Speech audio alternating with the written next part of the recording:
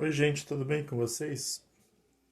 A aula que a gente vai trabalhar hoje é o processo histórico da ocupação do território brasileiro, ou seja, a formação do território, a formação do Brasil, como se deu essa formação no contexto histórico. A gente sabe, lá na sétima série, na oitava série, vocês estudaram essa parte aí da descoberta do país, né, descoberta do Brasil e como se deu esse processo. Nesse primeiro slide a gente percebe aí o processo histórico da ocupação do território brasileiro. A gente vê aí um mapa bem ilustrativo da época, um mapa antigo, né, sem muitas tecnologias, mas mostra a costa brasileira, mostra umas imagens aí de nativos, né, trabalhando já na exploração do primeiro produto que foi o pau-brasil, né, da colônia portuguesa, no seu primeiro, na primeira fase, né, de colonização. O descobrimento do país, ele se confunde um pouco com a saída do europeu, né, para descobrir novas terras, né, através da necessidade que foi criada no princípio do capitalismo que estava florescendo no século XV. Que nós vamos ver depois, né, a história do capitalismo, a gente já percebe que no século XV se deu a primeira fase, que foi a fase do capitalismo comercial, que tinha como doutrina o mercantilismo, ou seja, o mercado, a troca, né, de produtos, o desenvolvimento do comércio na Europa. E para comercializar você precisa de matéria-prima, você precisa de consumidores, né, você precisa de uma matriz de transformação. No caso, Portugal e Espanha saíram na frente desse processo quando o quesito exploração de novas terras, né, novos caminhos marítimos, né, e terrestres. No caso, foi o marítimo. Né? Portugal e Espanha conseguiram novos caminhos marítimos para a comercialização com as Índias, né? As especiarias no século XV valia ouro, né? Devido ao quê? Devido à tomada de Constantinopla pelo Império Otomano, né? Depois que Constantinopla caiu no para o Império Otomano, as rotas comerciais da Ásia, da Índia com a Europa, passaram a sofrer tributos exorbitantes, né? Inflacionando as especiarias, inflacionando, ou seja, os produtos que os europeus consumiam e amavam vindo da Índia. Por esse motivo, houve uma grande motivação de descobrir um caminho diferente, né, ao caminho de Constantinopla, né, que era um entreposto comercial importante com a Europa, da Europa com a Ásia, com o comércio asiático, com o comércio indiano. Né. Vamos mudar aqui o início. Né. Aí, como eu falei para vocês, a formação do território brasileiro resultou em um processo de expansão iniciado com a chegada dos europeus, né, no século XV. Essas terras já eram habitadas por diversos povos, né, no litoral. A gente pode falar dos aroaques, do povo G, né? Dos tupiniquins, dos tupi-guaranis. Né? Essa terra já era habitada. Né? Aí tem uma máxima que fala, o Brasil não foi descoberto, o Brasil já existia, claro, né? Quando, por exemplo, o ser humano, né, a astronomia descobre uma outra estrela, por exemplo, um outro planeta, esse processo se chama de descobrir. Mas essa estrela ou esse planeta já existia. Né? A gente pode dizer que isso aí foi uma forma para o mundo conhecido. Né? Essas terras, a América não era conhecida. Então, quando o europeu tem esse contato com essa nova terra, ele realmente descobre, ok? A gente percebe aqui nesse slide, né, a localização desses povos, né? Mais ao norte, né, Tupinambás, né, Potiguaras, e assim vai, né, até os carijós e os tupiniquins aqui na região sul, né, e sudeste.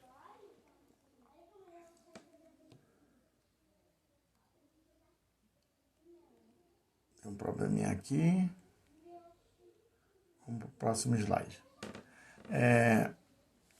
E aí, eu falei para vocês de Portugal e Espanha, né, que eram os descobridores da América, e para resolver esse problema, para evitar inclusive uma guerra, para decidir quem era o dono dessa nova descoberta, foi feito um tratado, né, na cidade de Tordesilhas, por isso esse nome, Tratado de Tordesilhas, que definia, né, as posses da coroa de Castela, que é a Espanha, e as posses de Portugal, né? E o que ficou definido, né? A gente tem um documento aqui antigo, né, desse tratado, e o que ficou definido. É bom que a gente saiba que o tratado, olha só, 1494, ou seja, antes da descoberta. Porque, na realidade, Colombo, quando chega na América, né, já se sabe da existência de uma América Central, um continente gigantesco. Né? E para dividir essas terras, foi feito o Tratado de Tordesilhas, né, em 1494. E nesse tratado definiu-se que 370 léguas, ou seja, 1.770 quilômetros a oeste da ilha de Cabo Verde, as terras do leste desse meridiano, que a gente percebe aqui no mapa mundi aqui, esse marco divisor, né, da descoberta do Brasil, a leste era de Portugal e a oeste era do reino de Castela, ou seja, do reino da Espanha. E com isso, as terras, a colônia que foi descoberta por Portugal, né, o Brasil, era apenas uma faixa, né, do território. É por isso que essa aula de hoje é a formação do território brasileiro. Por exemplo, o Brasil que nós conhecemos hoje, com a formação do tamanho continental, não era dessa forma, né, lá que rezava o Tratado de Tordesilhas, no século XV. Né? Vamos para o próximo slide. A ocupação portuguesa das terras que hoje compõem o território brasileiro restringia uma pequena faixa, como eu falei para vocês. E o primeiro produto de exportação, ou seja, de exploração, foi o pau-brasil, que era uma madeira muito abundante nessa época, né?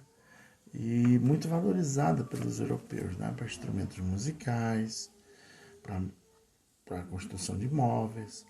E a seiva também teve grande utilidade na indústria têxtil, né? Ou seja, um corante para tecidos. Né? O século XVI é quando realmente a coroa portuguesa resolve, né, como não achou, inicialmente não achou ouro nem prata, resolve explorar, né? E o que eles fizeram? Eles trouxeram a cana-de-açúcar da Índia, né, que se adaptou muito bem nessa região, e foi feito, né, claro, uma forma de regionalizar o país, que a gente pode chamar a primeira forma de regionalizar a colônia, desculpa, ainda não é considerado um país, a colônia, foi as capitanias hereditárias, né? Surgiram algumas cidades, né, com essa nova exploração, esse novo produto que era o açúcar, né, através do cultivo da cana-de-açúcar.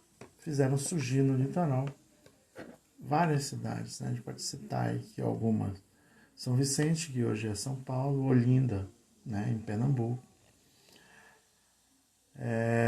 Nossa Senhora da Vitória, que é Vitória, né? São Sebastião do Rio de Janeiro, né? Salvador, né? Que tornou-se a capital da colônia, né?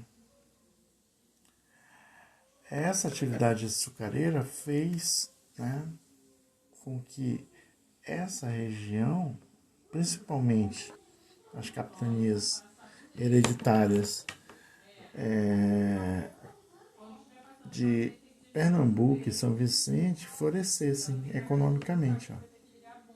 As atividades eram assim, a gente pode falar algumas características, né? A plantação era adaptada, né, ao clima e ao solo, argiloso e fértil, né, uma sapê, né? Então a cana se deu muito bem nessa região. O conhecimento prévio dessa cultura, já que os portugueses já faziam esse plantation de cana, né, nas ilhas dos Açores, que eram colônias portuguesas, né, já conheciam esse processo de industrialização do açúcar. O açúcar era muito raro na Europa, portanto, um produto de alto valor comercial. O capital holandês, ou seja, o dinheiro holandês, financiava a construção de engenho, compra de escravos, transporte, refino e distribuição do açúcar na Europa. É por isso que Pernambuco ele foi dominado muito tempo pelos holandeses. O plantation que eu falei ainda agora é a monocultura latifundiária, que tem um objetivo de exportação. Então, é uma forma da agricultura, né, que é para a exportação, se chama plantation. A sociedade brasileira era basicamente rural, ou seja, só tinha esse produto, o pessoal morava no interior para plantar a cana, produzir o açúcar, e essa era a forma da sociedade, uma sociedade rural. E em 1572, né, fala aí que foi realmente o final das capitanias hereditárias, onde as capitanias hereditárias de São Vicente, que foi a que floresceu, se transformou no estado do Brasil, né, que a gente vê em amarelo aí do sul, e o estado e a capitania de Pernambuco floresceu novamente, que floresceu também junto com a de São Vicente, se formou o estado do Maranhão. Então, no século XVI, antes de 1972, ou seja, antes de 1972, o Brasil era formado por capitanias hereditárias. Após 1572, o Brasil passou-se a ter 2 estados. Né? Essas são algumas características da atividade açucareira que desenvolveu, né, essa região, né, primeiramente as capitanias hereditárias e depois os 2 estados mais importantes, né, da colônia no século XVI. A ideia era essa, né? A colônia não poderia ser perdida pela matriz, que era Portugal, né? Pela metrópole. Então a ideia era povoar ou perder. Porque existiam muitas intervenções de outros países, né? Eu falei ainda agora dos holandeses, né? Franceses e ingleses aqui no norte, né? Para ter uma ideia, hoje a gente tem aqui, que é vizinho do país, um território francês, né? Que a Guiana Francesa ainda é concessão francesa, né? E os portugueses conseguiram expulsar os franceses do Maranhão e eles dominaram esse norte da América do Sul, né? no século XVI. Então, a ideia principal era fazer com que a colônia desse certo economicamente e atraísse, né, colonos, né, que vinham principalmente da Europa, principalmente de Portugal, né, para os produtos. A ideia era enriquecer na colônia, explorar a colônia para enriquecer. É claro que não tinha mão de obra, né? E essa mão de obra, num primeiro momento, foi a mão de obra escrava, né? Eu falei ainda há pouco sobre as capitanias hereditárias, tem um mapa aqui que fala das colônias, né? A gente pode, deixa eu tentar ampliar aqui, é difícil, não dá para ampliar, mas a gente percebe que essas capitanias hereditárias eram faixas contínuas, né? Nessa faixa litorânea do Nordeste. E essas terras eram doadas pelo rei para a nobreza, para pessoas próximas ao rei. O objetivo também não era dar para desconhecido, né? Ou então para estrangeiros, né? Fora de Portugal, porque a ideia era preservar a colônia. Ela começa em 1530, né? E Salvador foi uma cidade que se transformou na capital da colônia, né? Essas terras foram divididas em grandes propriedades, que eu falei ainda agora, doadas a portugueses que tinham dinheiro e escravos para desenvolver esse trabalho. Vamos parar por aqui. Na próxima aula no próximo vídeo a gente vê o desenvolvimento da colônia a partir do século XVII. Bons estudos. Fique com Deus.